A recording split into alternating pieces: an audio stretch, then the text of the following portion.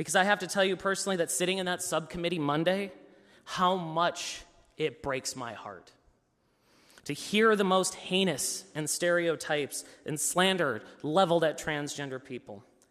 That we are all just vile people or predators who exist to harass and intimidate women. Or that our entire lives are just a kink or a fetish, or that our lives are a giant conspiracy of the pharmaceutical industry, or that we're all just brainwashed or a byproduct of failure of upbringing.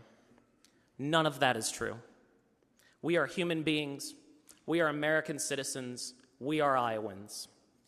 And I will tell you personally, I transitioned to save my life. Because truth be told, if culture or upbringing determined a person's orientation or gender identity, I should be the straightest person in any room. I grew up in rural Iowa.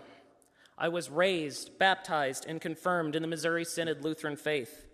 My father was my role model, a 6th-degree black belt who taught me how to play basketball and soccer, for whom even my friends were like, "You have the coolest dad ever."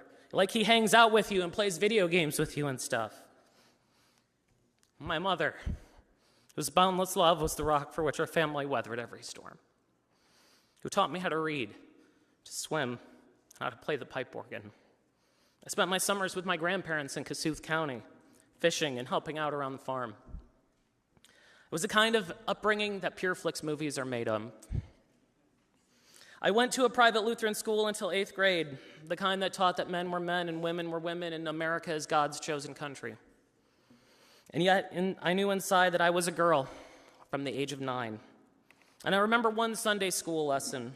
It was a lesson on gift giving and what would be an inappropriate gift. And the photo insert was a picture of a boy holding up a dress. And I remember that expression of embarrassment and confusion on that boy's face. And I remember thinking, that's what it's like for me, only in reverse.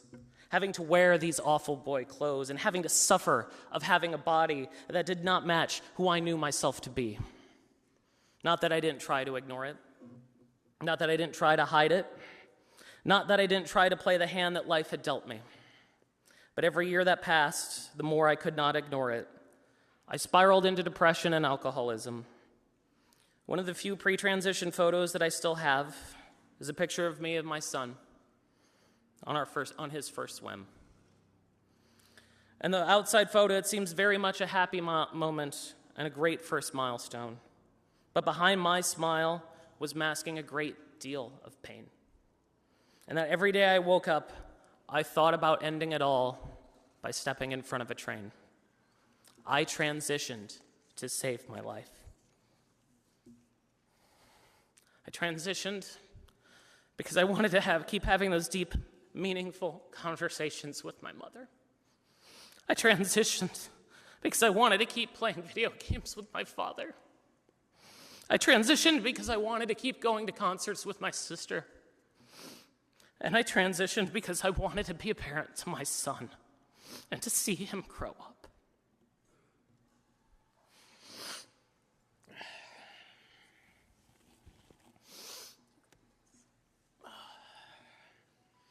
And I want to ask the authors of this bill, have you ever had to look into your 3-year-old's eyes and explain to him why you don't have a house anymore? To have to explain to him why you're now living with strangers and what happened to his room and all his toys? Have you ever had to do that? Because I have. The same week I transitioned on the job, I received a letter from my property management company telling me I had 30 days to move. I'd always paid my rent on time. The unit next to me sat empty for 6 months, and they would not tell me the real reason they wanted me gone. No attempt to secure no lease, just 30 days, get out. Do you know the humiliation of having to lose your home? I pray that you never do. I never want that for anyone. This bill revokes protections to our jobs, our homes, and our ability to access credit. In other words, it deprives us of our life, liberty, and pursuit of happiness. I bring this up because the purpose of this bill and the purpose of every anti-trans bill is to further erase us from public life and to stigmatize our existence. The sum total of every anti-trans and anti-LGBTQ bill is to make our existence illegal, to force us back into the closet. If we want jobs or a place to live, we have to go back, is what they are telling us, because the authors of these bills wish us every harm. If we take our own lives because our lives being made impossible, they do not care. If we end up homeless and would die on the street, they will happily step over our bodies. If we are the victims of violence, as Sam Norquist was in New York, they are happy to look the other way. As it says in the rotunda, where law ends, tyranny begins. It is far past time these anti-trans bills be placed into the dustbin of history. And before I close my remarks today, I want to address my fellow Americans who are watching from across this country, or to my fellow Iowans. I know that you are angry. I know that you are hurting. I know that since the financial crisis of 2008, your government, both federal and state, has repeatedly failed you. You have to work harder for less, and social media is programmed to feed off your anger. But the same people that write this legislation, people that staff the think tanks or ride the DC cocktail circuit, these are the same people buying up the newspapers and controlling the algorithm. And they are the same people who pump dark money into our politics because they know that when people are angry, divided, they can profit off of your anger, misery, and division. Do not let injustice be done in your name. Refuse to play this game and refuse to be divided. The leadership of this body could have spent this week focusing on you and to improve your lives. They did not. To my friends across the aisle, I know in the short time that we've worked together, we haven't really gotten a chance to know each other. But know this about me. I am an eternal optimist.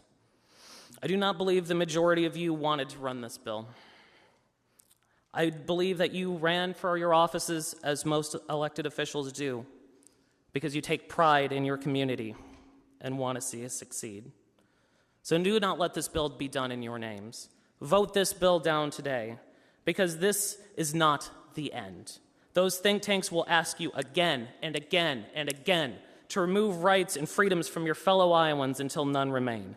Draw the line in the sand and say that civil rights in Iowa are enshrined and protected. And let us get back to the people's business.